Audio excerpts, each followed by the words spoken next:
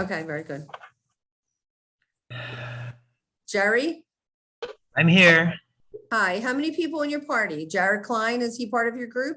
Yes, Jared, and then my clients, Errol and Gerard, if they're on. Gotcha. Okay, I'm bringing everybody in now. Thank you. Just wanted to double check.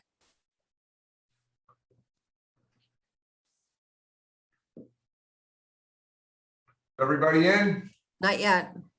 Some people connecting to audio. One more person. Hello. Hi, Jared. How are you? I'm good, Debbie. How are you? I'm good. I didn't know you were part of this group. You know, I'm flying under the radar, but I'm here. There you go. That's fine. Okay, Wayne, everybody's in now. Okay, I'm Wayne Miller, board member. Amy Rivera, board member. Ted Agus, board member. Lieutenant Michael Jackson, Fire Code Unit. Deborah Richardson, Boards Administration. Michelle Rand, Boards Administration. Jace Correa, Department of License and Inspections. Okay, anybody going to testify in this case, please? Oh, Donna has it. Anna Ginhart, Department of Licenses and Inspections. Okay. Anybody going to testify in this hearing, please raise your right hand. Answer, you swear to tell the truth, the whole truth, nothing but the truth?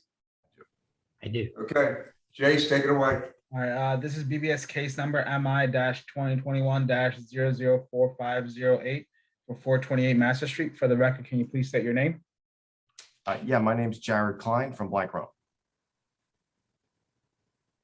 My name is Jerry Gutierrez from Group G LLC Architecture and Planning. I'm sorry to interrupt. Could you spell it for me? Because I just see Group G on your screen. Sure. Gutierrez, Gutierrez.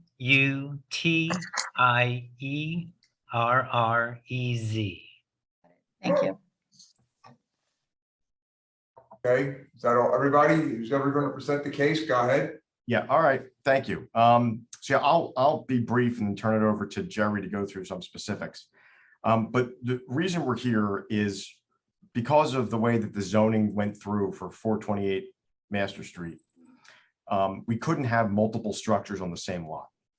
So the intent was to design this as essentially 7 individual townhomes. But because they're located within a single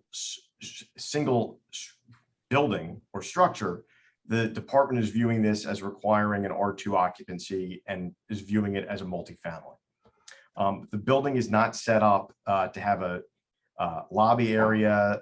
There's no central elevator system. These are really 7 individual townhomes, though from the outside, they appear to be a single building. So the fire protection system that we are using would be appropriate for a commercial building and would supply, we think, more protection than a residentially required system. But the way that the building is set up doesn't lend itself to do the traditional method. So that's the why as to why we're here. And now I'll let Jerry just speak briefly about the plans and explain in the technical details that lawyers often get wrong. Sure. Thanks, Jared. As Jared mentioned before, we really have 7 separate single-family townhome structures that are clustered together, side by side, no different than row homes, traditional row homes in Philadelphia. They each have 7 dedicated utility feeds from the street, separate fire sprinkler line, 2-inch fire sprinkler lines. These are NFPA 13 sprinkler feeds, separate water and sewer, separate electrical, separate gas. So in all technical terms, there are separate single-family homes. As Jared said, there's no common corridor system, no common exit stairs that connect the 7 units. So in essence, there's no large occupant load that's being served by a stairway. Each townhome is separated by a 1-hour rated wall.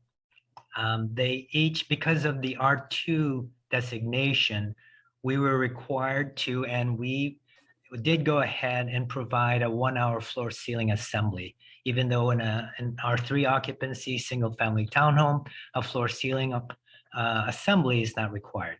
So in essence, we believe that each townhome served by a separate fire protection system, separate utility systems with the fire resistant ratings for the building components have an equal to or actually better construction and protection system than an ordinary single family townhome.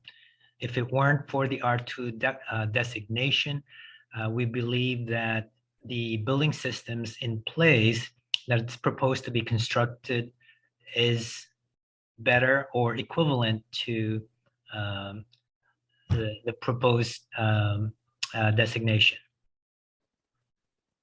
So we're asking the board to grant the variance to see these as 7 individual townhome structures and to not require a standpipe riser in the stairway in each townhome, which is currently as designed. They're designed to be open stairways as it would be for a single family townhome. These ain't built yet, right? I'm sorry? These aren't built. It is in construction. We're in rough framing stage. Okay, okay. All right. What we'd like to see is a 2-hour rating between each unit. Also with the, with the 13 for the variance of not having a standpipe.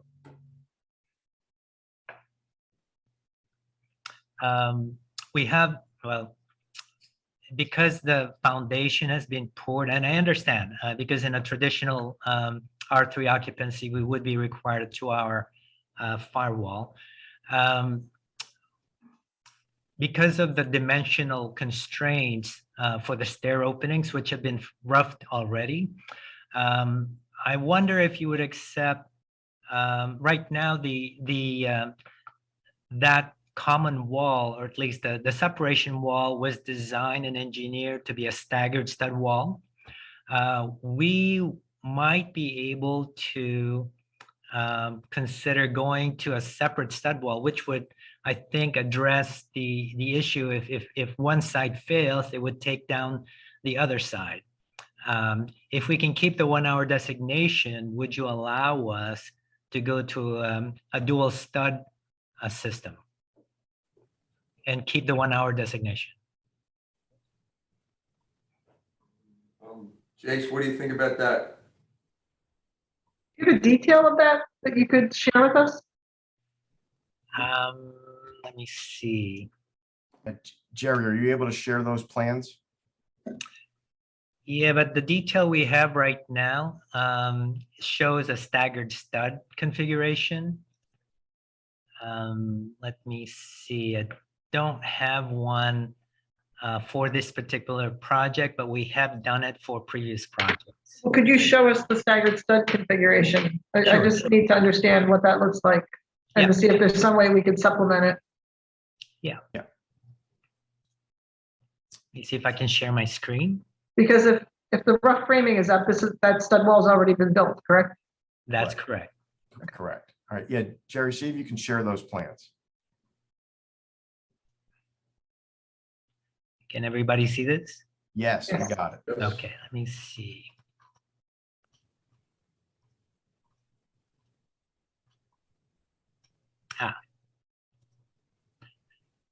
So this, let me zoom in on this detail.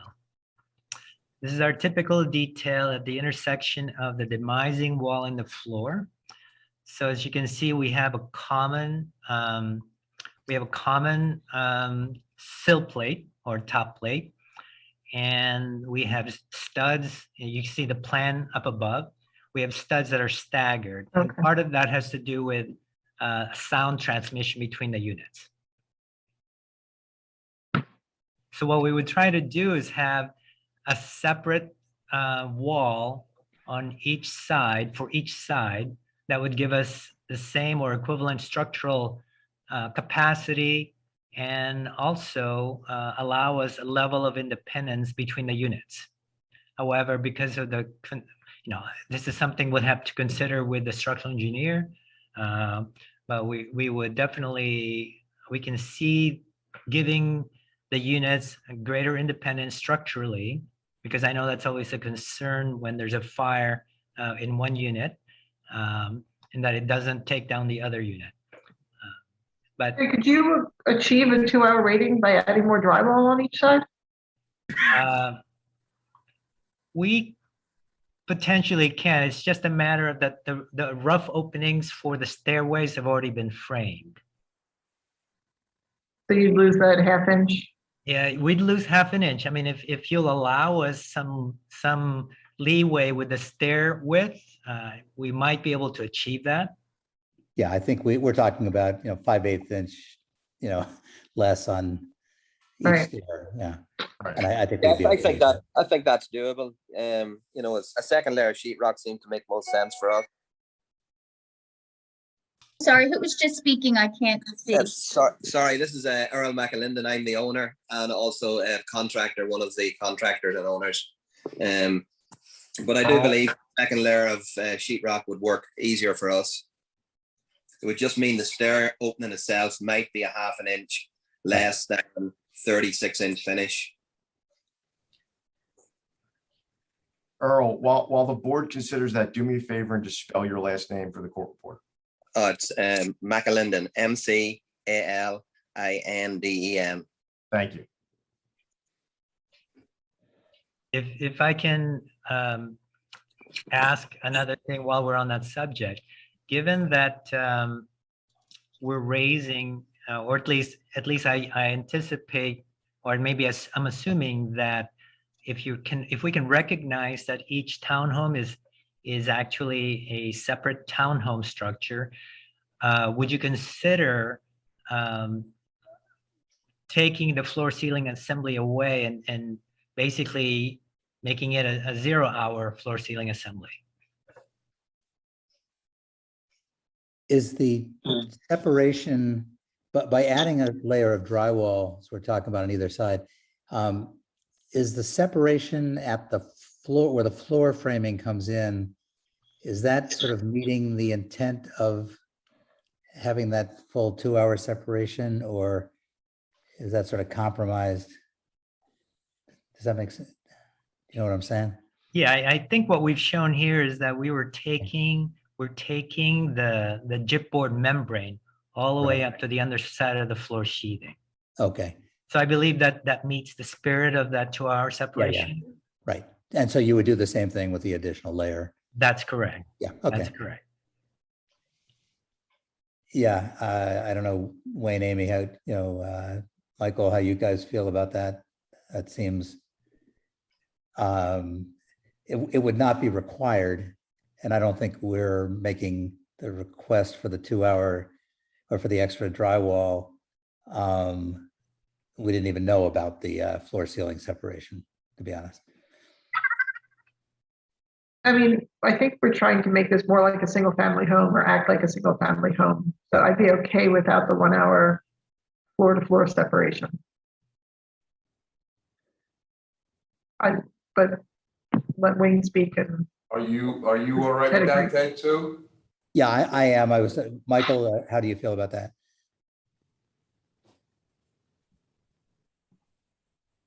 I don't know about that. I'm a little cautious, to tell you the truth. But I know it's not our, ultimately not our decision. But I don't know. It just seems like it's just putting more stuff up and put just other stuff together, just to me.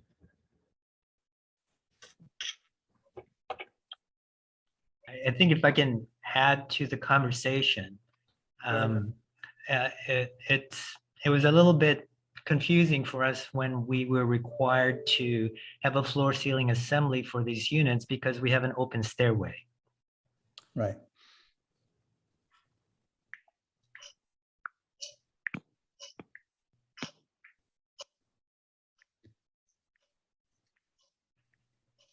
do we want to talk about the fees for the 13 system? There's individual fees for every building. That's correct. Oh, okay. I thought I heard that 2 was, fees for some reason. 2 Okay, inch. that was already pre-approved by PWD. There's Right. a 2-inch fee coming in for each building. Thanks, Right. Jason. You said that was already approved? Was that already approved, Jerry? Yes, yes. Yes, that was Okay. approved by PWD. Okay.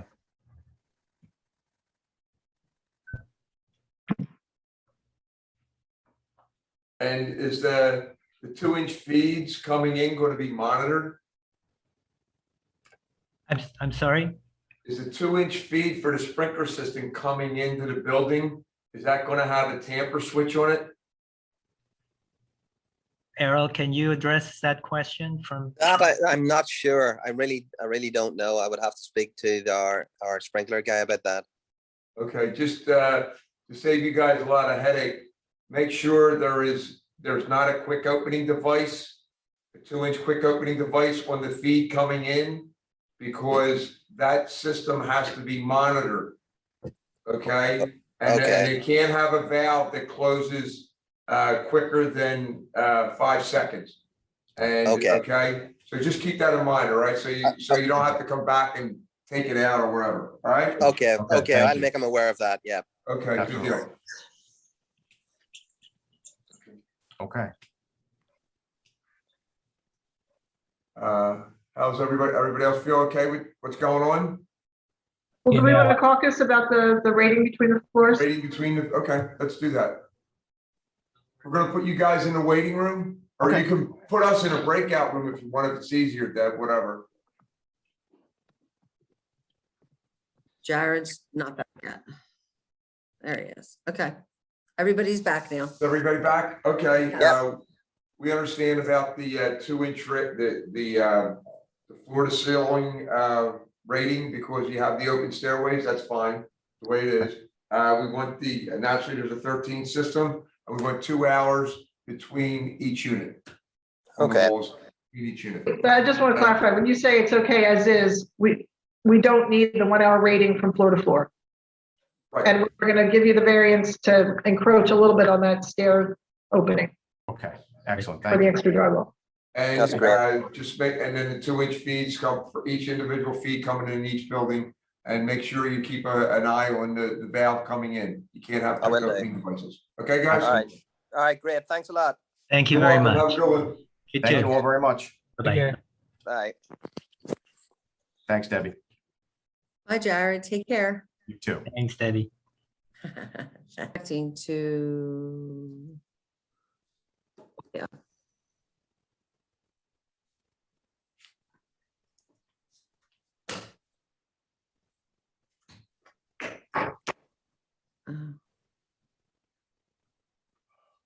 Daniel, do you hear me?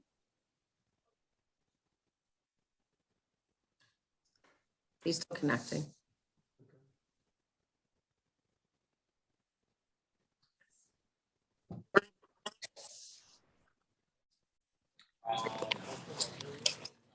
Hello.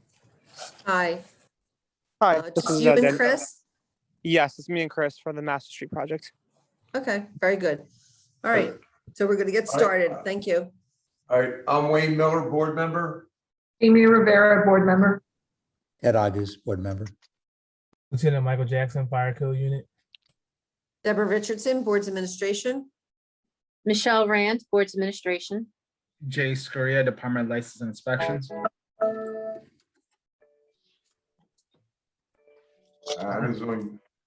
on- I'm here, Chris Hamill. I'm an architect with Deborah Anderson's office. Anna, you there? Anna? She's on mute. Okay, that's all right. There you go. okay. I'm here. Just couldn't unmute myself. Okay. State your name and who you are for the record. Anna Ginhart, Department of Licenses and Inspections. Okay. Is that everybody? Okay. This is everybody- Hold on, Daniel. my name is Daniel. I'm the Daniel, hold on a second. Hold on a Sure, no second, problem. please. Yeah. Okay. Of course. Everybody going to testify in this case, please raise your right hand.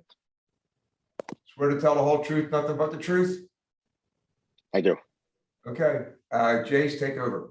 Okay, this is BVS case number MI-2021-004523 for 1720 Market Street. This is also BVS case number MI-2021-004646 for 1722 Master Street. For the record, can you please state your name? Yeah, my name is Daniel Kostinsky. I'm the developer and general contractor for this project, and I'm joined by Chris Hamill, my architect, who is also present here today. Yes, I'm on the phone. Okay, did you state your name, Chris? Yes, my name is Chris. Last name's Hamill, Hammel. Good. All right, whoever's going to present the case, go ahead. Okay.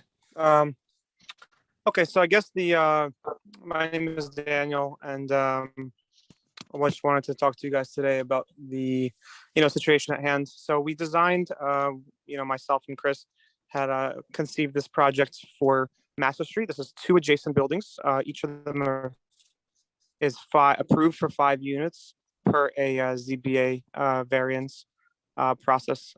So there were 5 units each building, 1720 and 1722 Master Street, for a total of 10 units. They have identical layouts, just mirrored, left and right. And when designing this building, we ran into the issue where, given the confines of the space and given the the dimensions of the lot in the building, it wasn't conceivable to include 2 stairwells in each building as required by the code because of a 4th story, 4-story above the plane.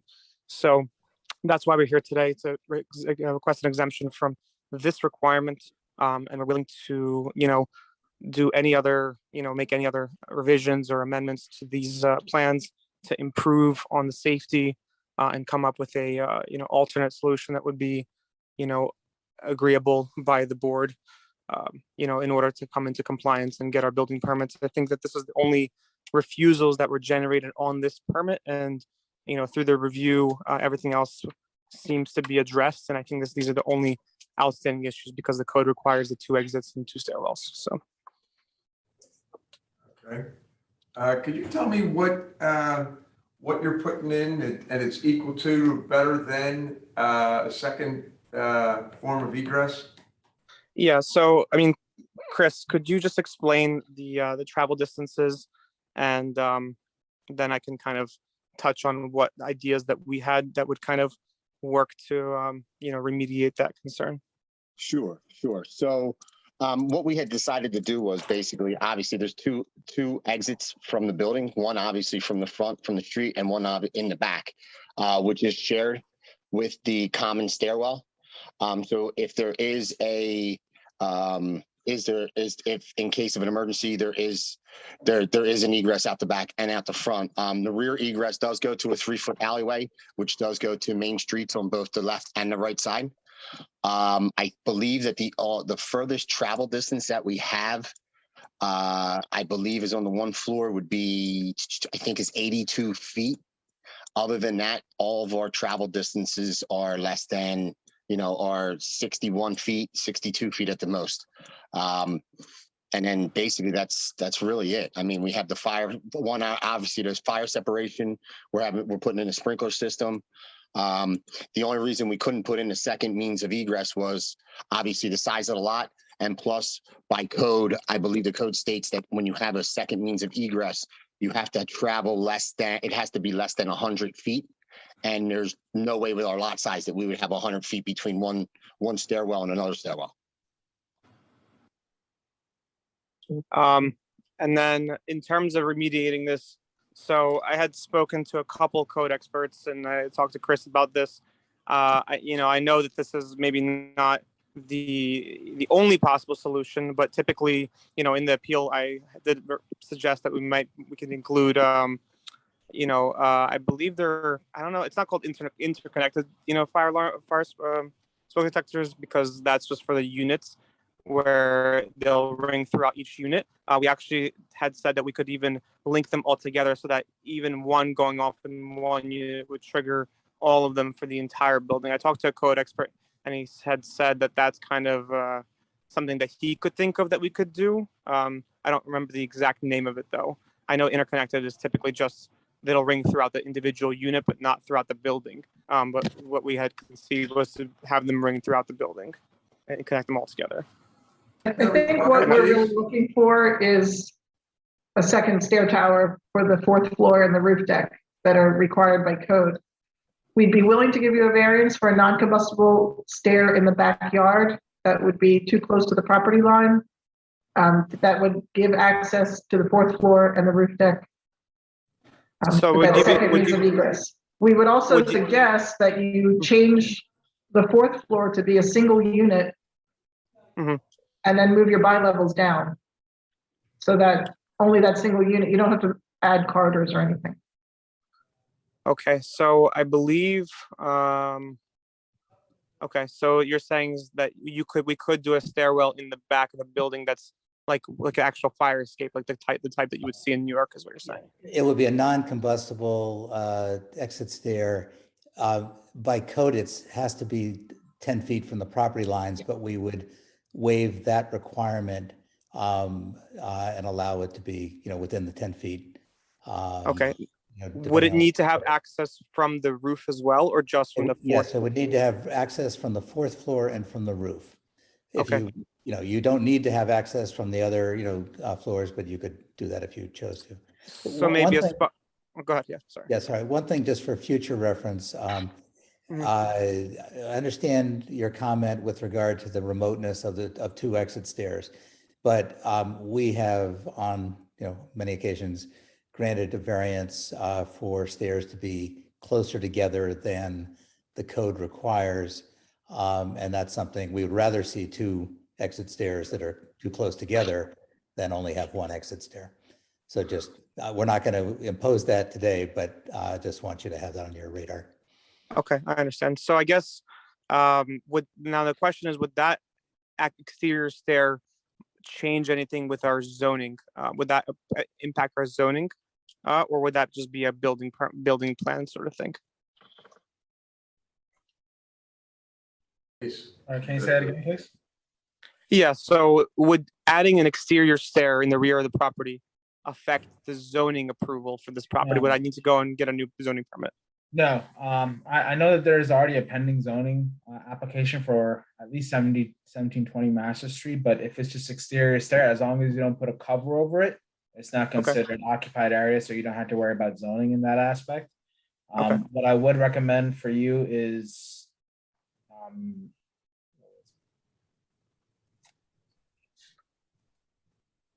so it is going to be a non-combustible stair that you're going to be having from the 4th floor and the roof deck, correct? Okay, yeah. So my idea would be to run a spiral staircase in that case, off Okay. attached to the back of the property, and Yeah. put a door out of the rear bedroom and out off the rear of the roof deck, down to the rear yard. The reason why you mentioned the word fire escape, it's not a fire escape.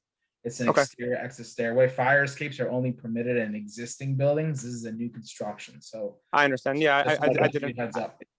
Okay, I understand. Yeah, I guess I was just kind of using that term loosely, but Right. all right. So the only reason I had a concern with the zoning is because we already went through all of those zoning variances, and it would, going back to the zoning board is something that we would really prefer not to do, because we're already like right there with the approval. So we're just trying to come with a solution that works for everybody.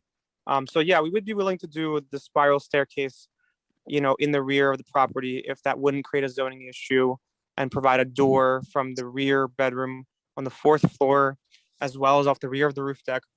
The only question I had was, is it okay to leave the units as it is, where the 3rd and the 4th is bi-level? Because the only reason we designed it that way is just because we would end up having, someone that's living on the 4th floor having to go all the way up to the 4th floor to get to their living space. And that just didn't seem ideal from a quality of life perspective. The unit in the front, if it was a bi-level, you'd have to make a corridor for them to get all the way to the back of the building to get to the stair. That's why I suggested just making the 4th floor a single okay. unit. Yeah. Now, You have the choice of doing it either way, but there needs to be that second way out from the 2nd floor. Sorry, Okay. from the 4th floor. From the front of the 4th floor, you mean? Right. Yeah, correct. Okay. The comment, just in terms of, you mentioned spiral stair, it needs to be an exterior non-combustible stair I'm not sure if, Jace, can that be a spiral stair as long as it meets certain criteria in terms of, Usually a spiral stays aren't permitted because it's not considered a required exit, but that would be a variance for you guys, I think. So it would be a steel. I mean, I had kind of thought about this for a previous project, and we had come up with a steel, a fabricated steel staircase that would be built on site by our steel fabricator. That would kind of, that would serve as that purpose. And the only reason it would be a spiral is just because having like a classic, exit stair would kind of, really mess up the back of the building versus having a spiral stair where it would kind of be compact and, out of the way of units that have rear windows and stuff. The problem is when you have a spiral stairway, because this is a common roof deck, you're gonna have multiple occupants up there. So Sure. Those are the kind of issues that you're gonna be fall. If you make it, if you make the roof deck accessible to just one unit, I think the board did allow it to have one spiral stairway for just one unit. But Okay. you're gonna have, if it's gonna be a common roof deck, it needs to be. I don't think I mean, like I said, the board can give the variance, but that's up to them. Okay. We'd I also mean- require a rating on that rear wall of 1 hour, and then any window that the spiral stair or the stair would pass would have to have a sprinkler head on it. yeah.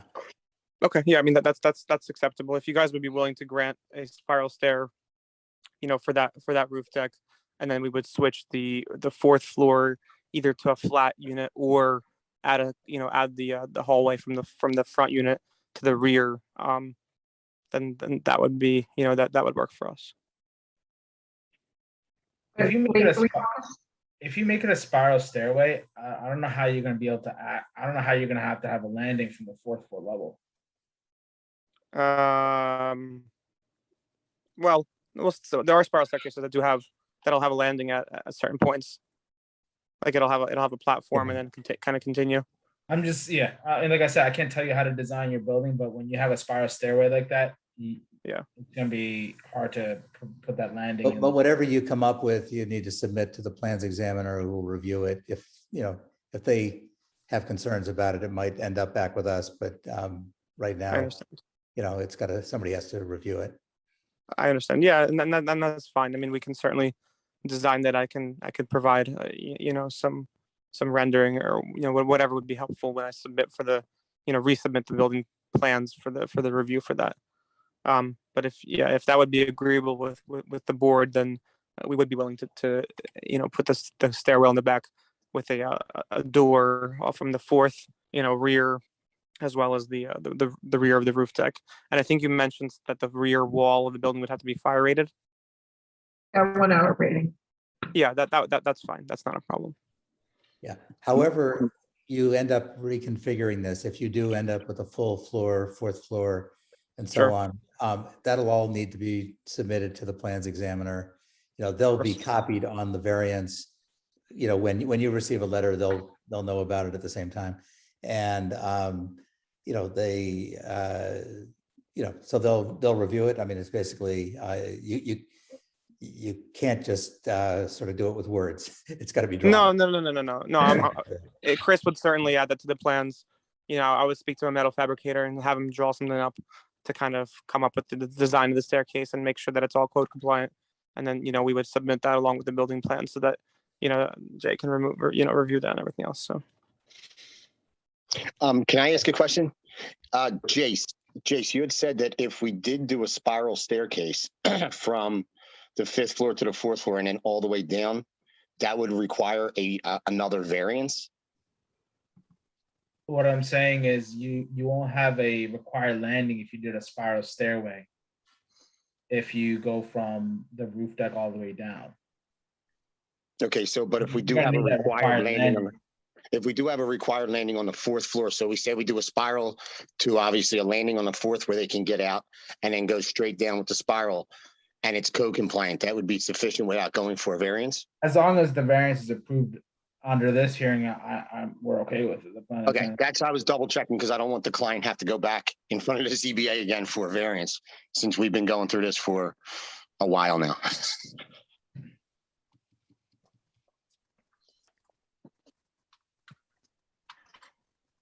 Yeah, I mean, Jace, you're saying that wouldn't need to go to the ZBA regardless. I think Chris meant BBS. Yeah, I think Chris meant maybe. Oh, okay. Well, Okay. yeah, we hope you don't need to either, but Are we all good? Yeah. Okay. All right, good luck, guys. Okay, thank you. We really appreciate, your leniency here and, your ability to kind of come to a solution with us. Okay, no problem, guys. Great. All right, Have a good thank you very one, much. guys. Thanks so much. Yep. Thank you, Michelle. Some people are still connecting to audio, Wayne, so let me make sure everybody's. Okay, no problem.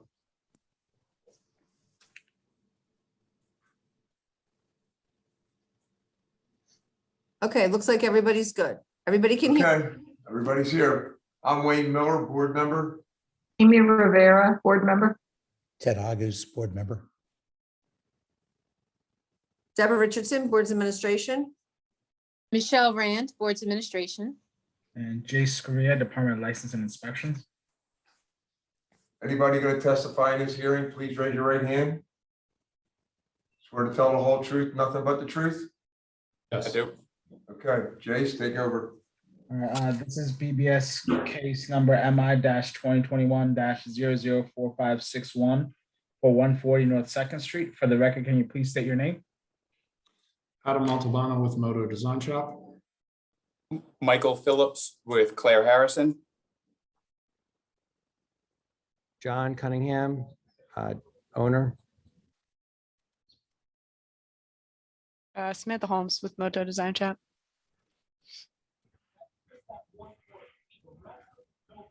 I don't believe Ms. Mermans or Ms. Rand will be testifying.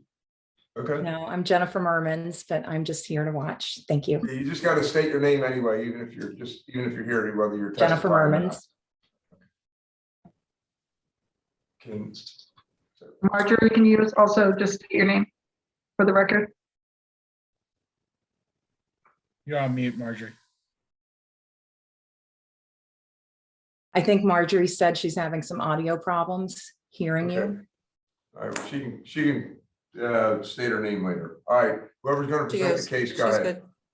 She good? Good afternoon, board members Miller, Agus, and Rivera, Michael Phillips, again from Claire Harrison, on behalf of the property owner. I'll just give a brief introduction before turning things over to Adam to discuss the project.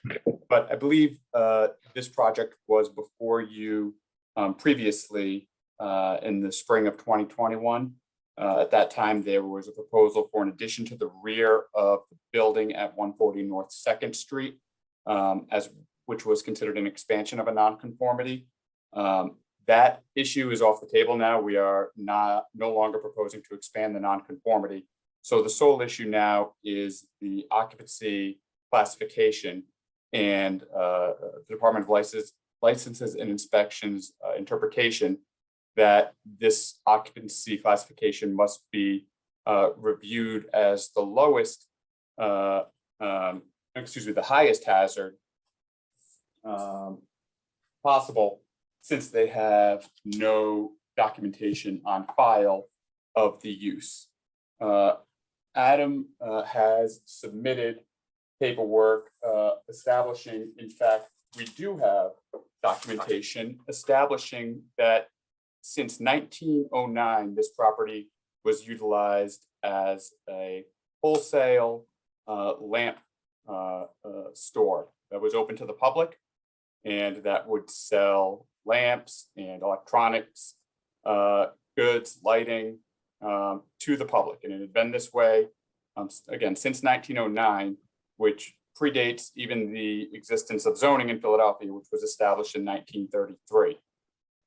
The business and property was continuously used in that fashion for over 100 years until it closed its doors in 2018. Adam has submitted an article from the Philadelphia Inquirer that goes into great detail of the history of this property and the use of the property. It is our position that the property should be classified as a mercantile use based upon its historical classification, and that the change to R1 therefore does not increase the hazard, and instead they are both a level 3, and there is no change whatsoever. This is similar to what would be a nonconformity under the zoning code, where if there is no documentation of records, because, for example, the use predated the existence of zoning, you're able to establish and submit documentation to the city to show that what the prior use was. Here that was done, and in my experience, I've never come across an article that so fully documents the prior existing use and so clearly establishes how this property had been used for 100 years. So without any further discussion from my end, I want to turn things over to Adam to talk about some of the changes and go into a bit more of the technical details under the IBC and IEBC means of egress and issues regarding the conversion. Thanks, Mike. I'm going to share my screen. Just want to bring that up.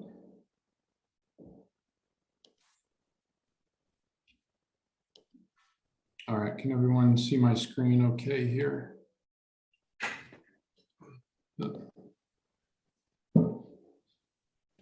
All right, can everyone, yeah, you can see the screen? Okay. Yes.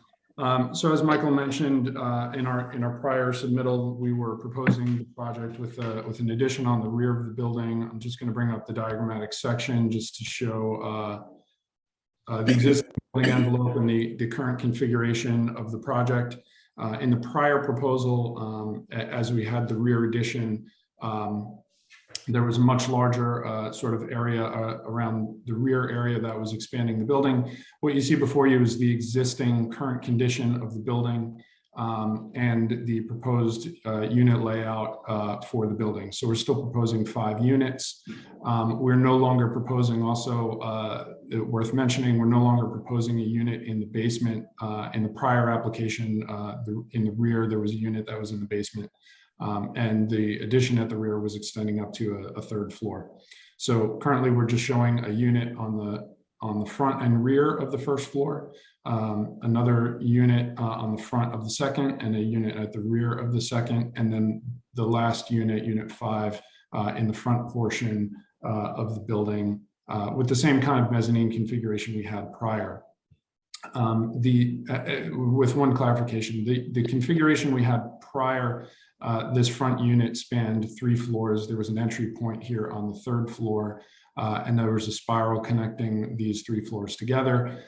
That's no longer the case. So unit 3 is essentially a flat. You enter at the 2nd floor into unit 3 and continue up the stairs here. And unit 5 is a bi-level sort of loft mezzanine type unit here.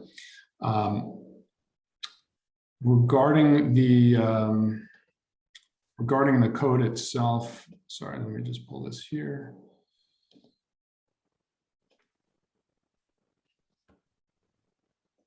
The project should, in our opinion, be governed under the existing building code. The reason it's getting triggered into the IBC rather than remaining in the IEBC, as Michael mentioned, was the sort of argument about the zoning classification of the prior use. So LNI's position has been that where no record exists, they have to judge the building as the lowest use rather than what we believe the actual prior use was, which was an M. And here in the IEBC table 1011.4, showing that those are equivalent uses. Furthermore, following through that,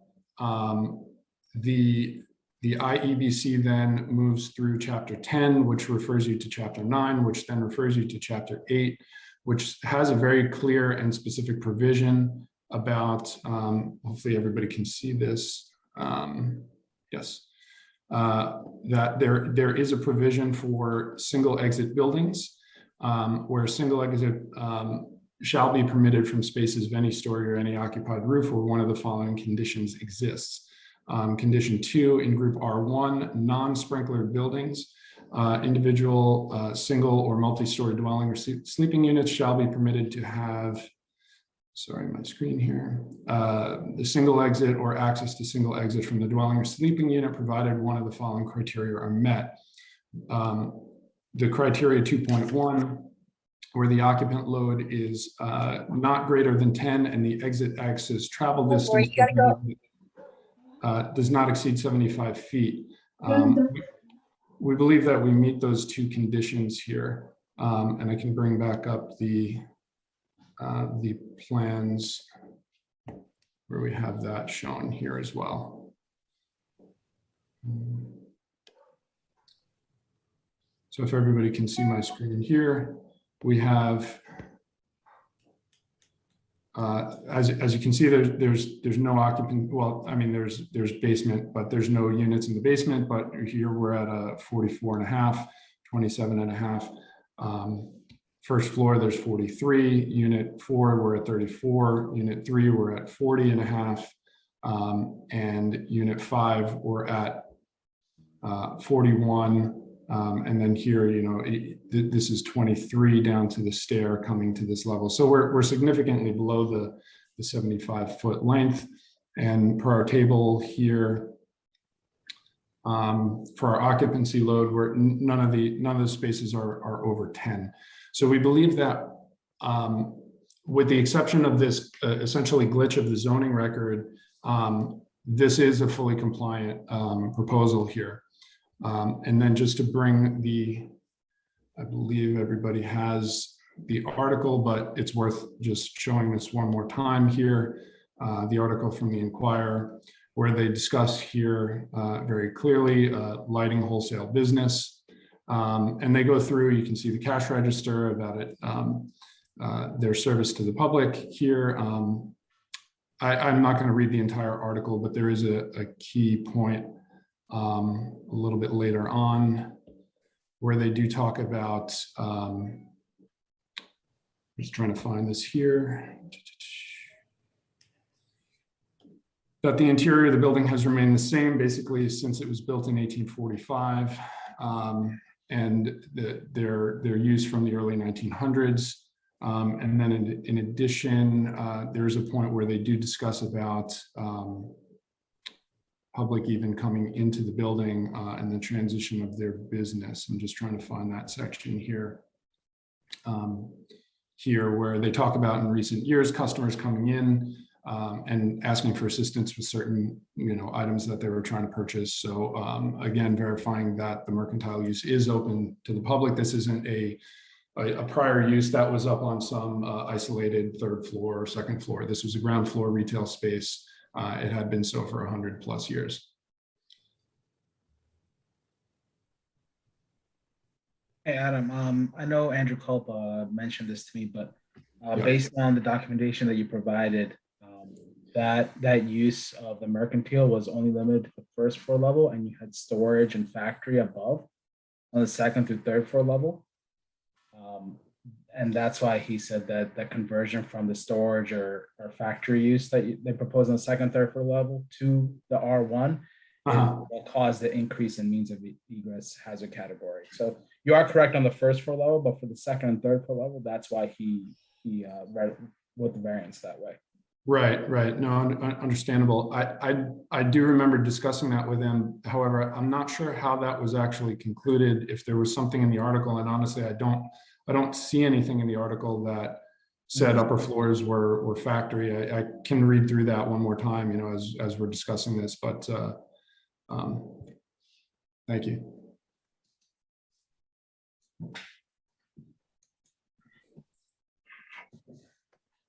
So does that change anything from what the last decision was? So the last decision referenced the addition. Now they're not proposing the addition part of the scope of work, but they are still changing the use from what we reviewed it as. The first floor level of the mercantile to the R1, that's not a increase in means of egress hazard category. So their first floor is okay.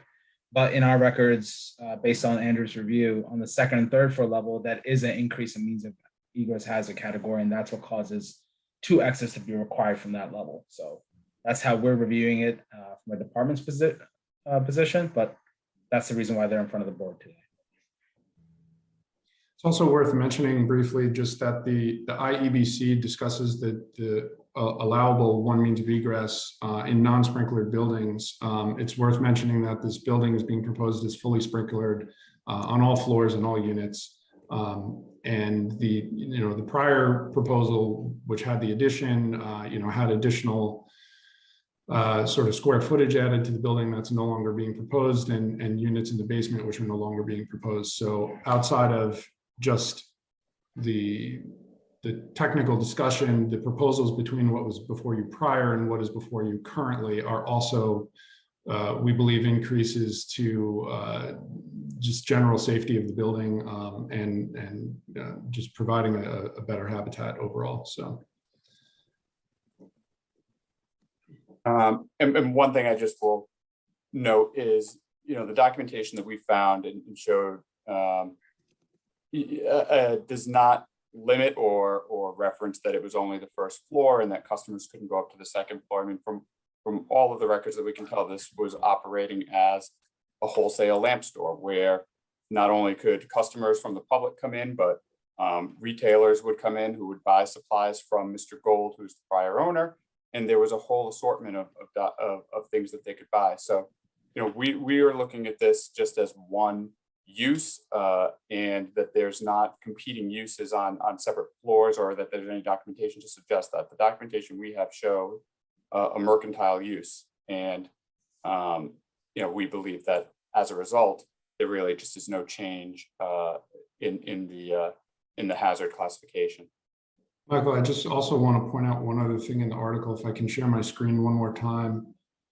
There is a portion of the article here, which I mentioned prior, but if we read that entire paragraph, it also discusses sleeping and eating spaces. It says the interior has remained more or less the same since the building was built in 1845.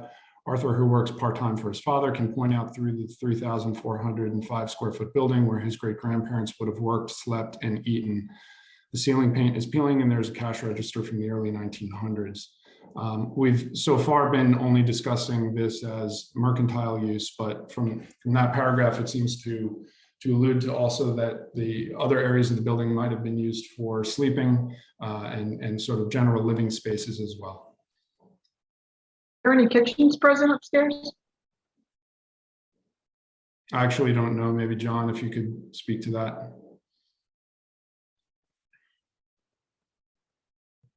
It's pretty raw space, but there don't appear to be any kitchens upstairs. Does anybody have any photos of upstairs that they could share?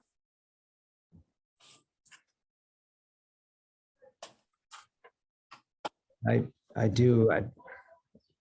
Adam, do you have any that are close by? I don't have any that are close by to me. I'm sorry, any what? Any photos of upstairs? And also, are you proposing a 13R system or a 13 system for the sprinklers? Let me double check here. I believe it's just a 13. 13. Yeah. Adam, are you looking for the pictures still? I am, yeah. I'm seeing if I can get onto our server here and see if I have any photos available.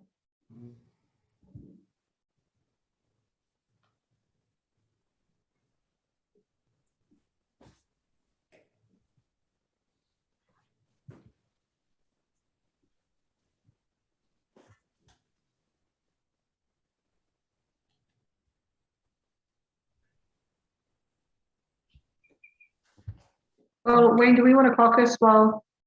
While he's looking for the pictures, Photos? sure. I was waiting for the pictures, then we caucus, but we can do it first. Okay. All right, let's, Deb, can you take care of that so we can? Sure. You just want to put us in a breakout room? I don't. That's all right. All right, very good. All right. Don, Okay. you ready? I'm ready. Good. Okay, very good. Adam, where do they exit? Out the front or out the back? It is out the front. Let me just pull up. Does the alley in the back lead anywhere? That's what we're wondering. The alley in the back, if you remember in the prior presentation, I can pull up my screen again if it's useful. You don't have to. Oh, okay. It leads out to the front. If you remember, there was sort of a overhang, like the second floor overhangs the space on the front. So the alley that's at the rear comes, along the long party wall and out to the front. So did we give a variance for allowing you to re-enter the building and that through that? No, we tunnel? just denied it last time. Okay, because we'll grant that. We're okay with it, and it's 2'11". I think that's our dimension, as opposed to 3. Do we have to give a variance for that? Yeah. We should cover it just to be, Okay, all right. Yeah, I didn't see, I think on a refusal, there's no official refusal for that, but it would be worth, I guess, just covering. Yeah. Adam, it's because your stair enclosure, it leads to a corridor that leads directly to the exterior. That's why he didn't call it out. Okay. Okay, so, and then we're gonna get the variance for no higher degree of the Hazard group. the hazard. So, so you got the variance what you need. Okay. And the fact that you're not putting any additions on. Right, no additions, just the building envelope, and with the sprinkler, the R13 system. Right. The 13 system. 13, yes. Right. Okay. Yes. Okay. Good luck. Yeah. Thank you, everyone. Thank you. Thanks. Oh, did you have pictures? I do have pictures if they're relevant, if anyone wants to see them. You know Yeah, what? so there's one, it's not very helpful, but show something. Jason, you want to stop sharing? Okay, let me pull it up. So, for example, this is sort of second floor. All right, you can kind of see the old chandelier, closets, things like that used to be in there, wallpaper. Certainly wouldn't have wallpapered commercial space. So it does sort of indicate some residential use there. And then there's some other things further down here as well. These areas here. So, yeah. This changes everything. No, just kidding.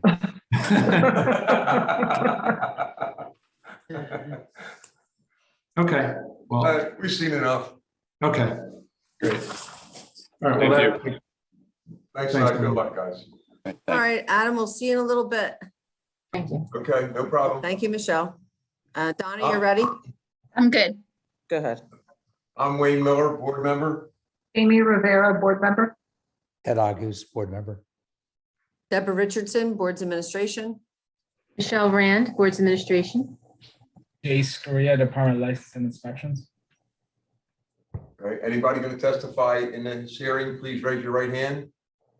Swear to tell the whole truth, swear to tell the truth, the whole truth, and nothing but the truth? Yes. Okay, Jace, go ahead. All right, this is BBS case number MI-2021-004621 for 1428 Kenilworth Street, Parcel A. For the record, can you please state your name? Adam Montalbano with Moto Design Shop. Samantha Holmes with Moto Design Shop.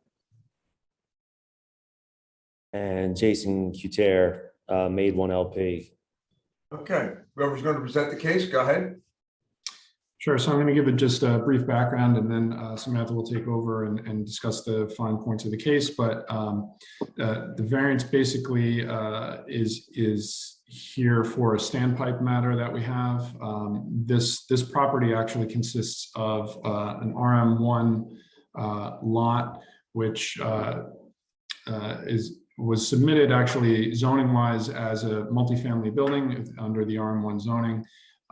With three individual units, but the design of the project was such that they're basically designed as three homes, 3 single-family homes that are next to each other, but they're essentially all together as one building. So it's being viewed as one building, which is why we're having to put in the standpipes per the code. We're seeking a variance to not provide the standpipes, and Samantha will go into some detail as to certain bits of code that we feel are in the spirit of what is trying to be created here. So Samantha, why don't you maybe share your screen and just kind of talk through those points here. Sure thing. So this is our project. As Adam described, we are an R2 building to meet some zoning bonuses for this site for these 3 lots. But we have designed it such that it is pretty standard single family housing, R3 type construction. So we have 3 units that are fully separated from each other by 1 hour rated party walls. Each unit will have its own independent structural system, utility system, and sprinkler system. So they are functioning almost entirely as 3 standalone houses. For this reason, we pulled out the standpipe that we had originally shown per LNI. One, because we feel like we have not increased the risk from an R3. So it seems as if the standpipe exclusion should essentially function for this building as well. And secondly, because we don't really have an appropriate place to put a standpipe, because it seems like the type of stair defined by the code, an internal access stair, would allow a firefighter to access the whole floor plate of an R2 building. And we only have staircases that are contained within these 3 dwelling units. So there's really no place for a firefighter to come up, hook up a hose, and really access the entire floor plate to fight a fire. So we don't think that it's really appropriate for the standpipe to be located within a dwelling unit in an R2 building anyway.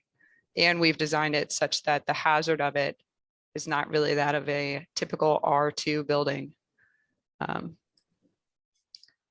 think that is all of my points. If Adam or Jason has others. Can you tell us what kind of sprinkler system you're proposing? We are proposing a NFPA 13R.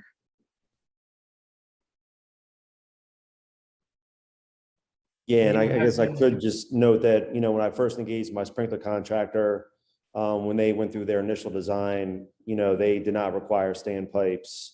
And obviously they are kind of like the experts in this. So, with the standpipe requirement, it's part of the reason why we're here, where, like I said, my sprinkler contractor, it wasn't required initially until we got further along with the permitting process, on this project. So.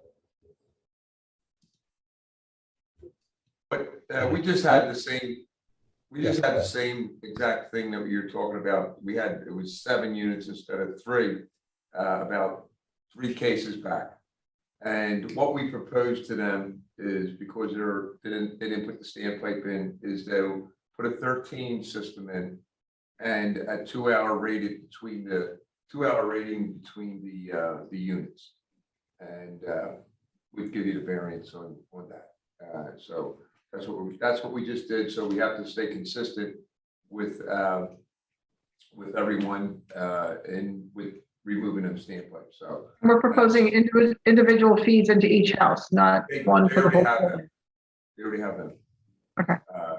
And the thing is that if I imagine you're bringing 2-inch in feeds for your sprinkler system. Yes. Okay. Make sure there is no quick opening device valve inside. It has to be a valve. A slow turn. You got it, 5 seconds. All right. Yes. Yep. And so it can be monitored. All right. Yep. Yeah, I just dealt with that on other projects. So yeah, I'm aware of that. Okay. Yeah. Perfect. And where do you stand in terms of construction with these? Have you started or?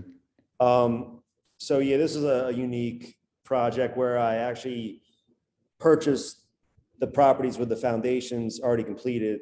They're actually completed like 10 years ago, and working through some modifications on those to get them up to code, adding proper egress wells. And so that's kind of where we're at right now, just in the foundation work stage. So. That's good. Any sense of what you're going to be marketing these for? And will they be condominiums because of the nature of the parcel, or?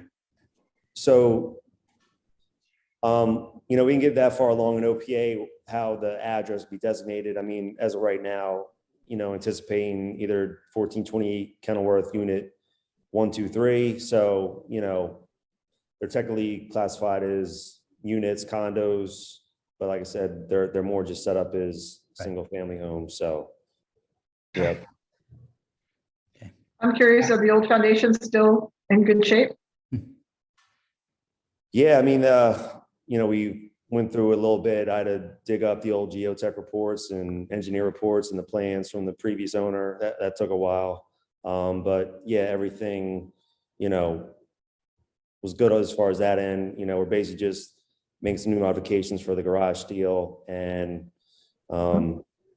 yeah, I mean, luckily there weren't any issues to, you know, have to do any major rework. So yeah, been able to just kind of modify them and, you know, proceed with construction. So. Adam, did you get pre-approval from PWD to get those individual fire service lines? Sam, where did we, have we gone through that process yet? I do not think we did, because I think we paused for this standpipe conversation, because I believe, Jason, you got flagged with the sprinklers for the standpipe also, possibly. Right, yeah, so with their initial design, they didn't require it, and then, yeah, they got kicked back because our permits, you know, required it. So, yeah, we kind of put them on hold till, you know, we got to this point, so. Okay, just wanted to confirm. Yeah. Anything else? No, that was Great, it. guys. Good All luck. right. Thank you, everyone. Thank you. No problem.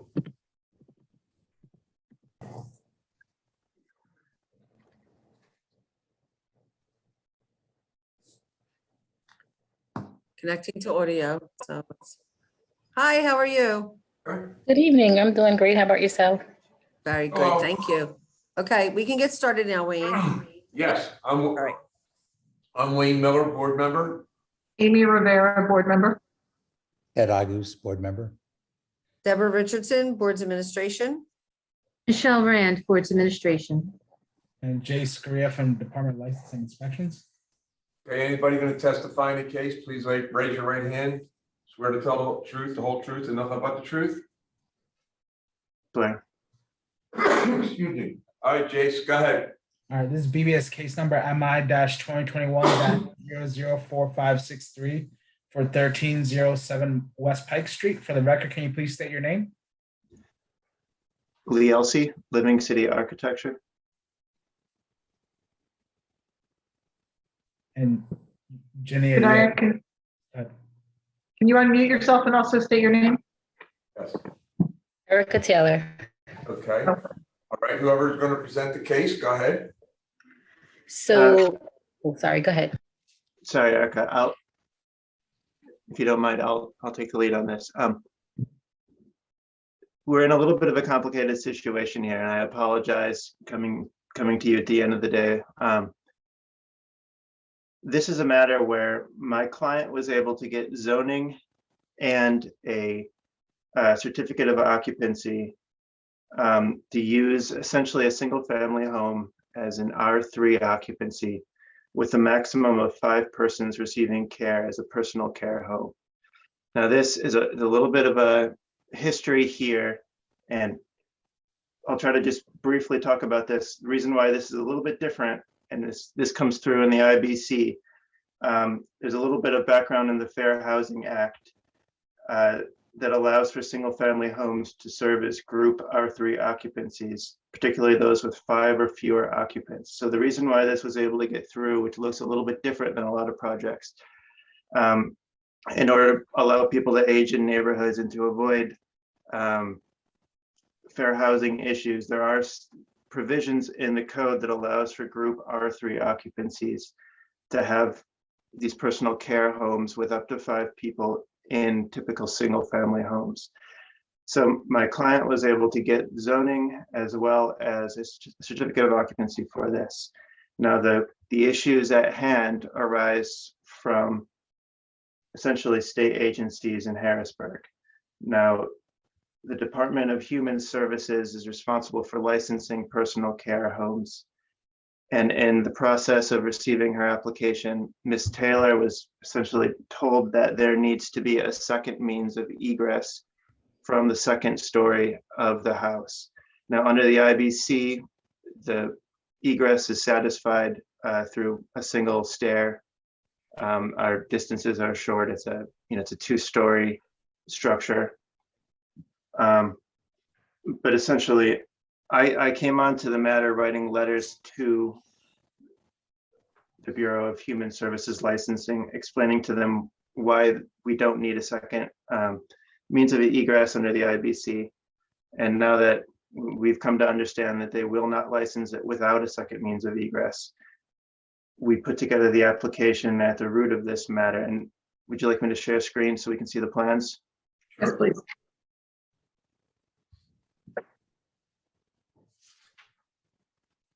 So this is the plan as submitted. Now you can see there's no work area. We're looking at, there's a cellar not involved. There's a first floor not involved. There's a second floor.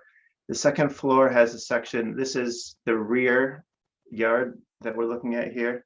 Sorry, let me enlarge a little bit. You can see on the first floor, there's an overhang in the bay of about 4'11¼ inches.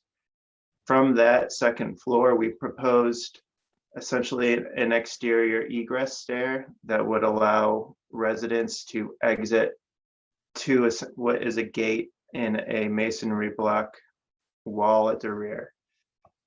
And now we've received a refusal based on the requirement that this stair is at least 10 feet away from property lines, which in a rear yard that's 7'6", it's not possible to achieve that separation. Now, in the meantime, and unfortunately, this is happening on multiple projects, so I'm trying to get some code interpretations down. What we're appealing today, we would like to propose that instead of interpreting this code under the IBC section 1027 for an exterior exit stair, we instead interpret this under the 2018 existing building code, which provides for fire escapes. I have a revised version of this plan that I'd like to bring before the board. And we'd like to propose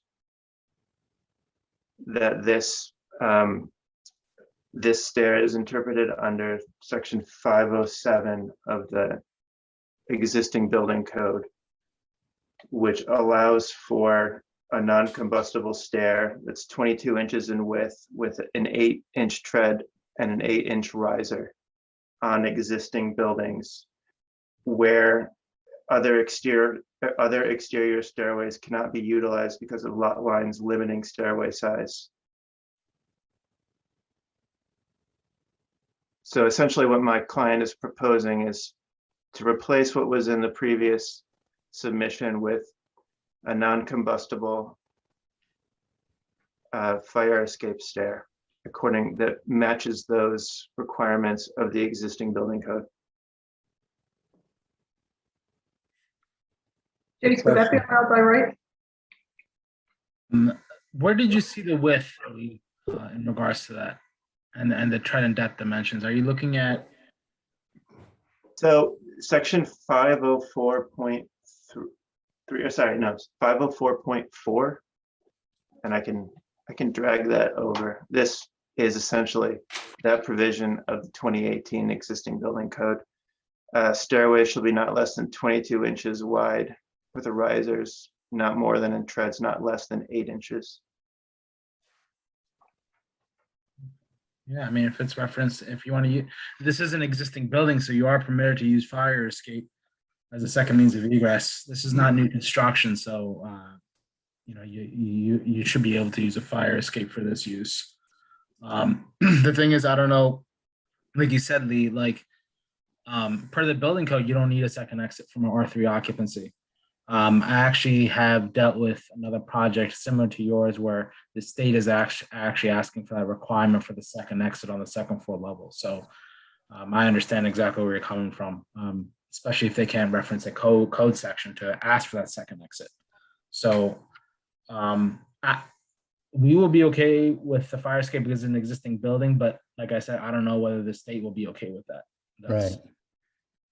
Yeah, have you run this by them or? Miss Taylor can speak directly to that. I believe that they are amenable. You showed them an image of this type of stair, correct? Yes, yes.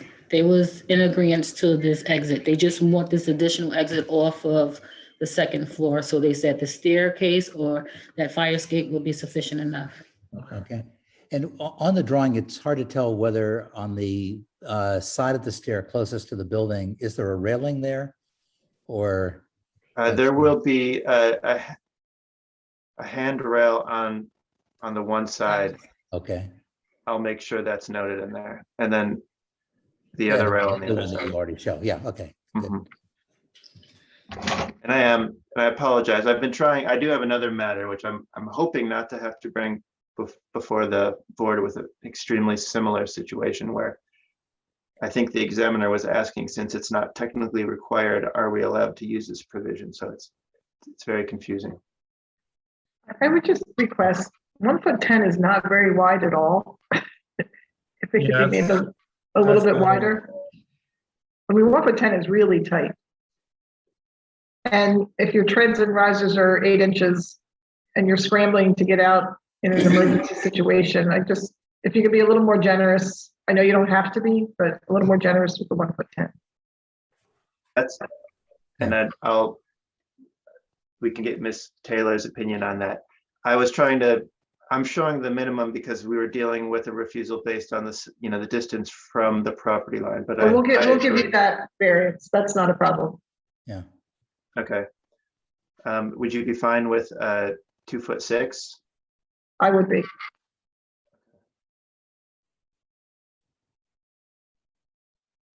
Yeah, it'd be fine with me.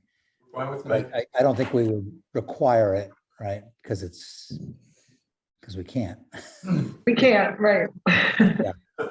Just a suggestion. But Lee or Erica, like if you were to change the use for a different occupancy, like say if it was an R1, if you want to increase the number of people, you would require 2 compliant means of egress. So it may be in your best interest to provide a compliant means of egress on the second floor level by increasing the width there. Absolutely. Thank you. Okay. Is 2'6" compliant, Chase? For 30 inches. The other issue is when you change the occupancy. So right now it's considered an R3 occupancy. If you were to change it to an R1 or R2, sprinkler coverage comes into play. Yes. So you do have to worry about that. But overall, the 30 inches still wouldn't be compliant, but you would need at least 36 inches. Okay. I think the transition to R1 would involve a much more significant overhaul. Right. It would pull us out of this sort of, the little niche that she's able to fill with this. Okay. I think as Jace is just saying, think about that. Mhm. The implications down the road. Yes. All right. Good luck. Good luck. Thank you. You're welcome. Thank you very much. Okay, guys. Bye-bye.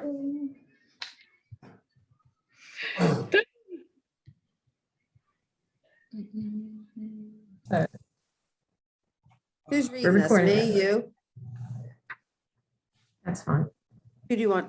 Okay, before we close out today, our first case, appeal number MI-2021-004530 for 1408 South Clarion Street was continued to November 18th, and it is a must be heard appeal. Agreed. No more continuances. No more No more continuances will be issued. Yes. And that's all we have for today. And they will be at the next hearing. That is correct. Okay.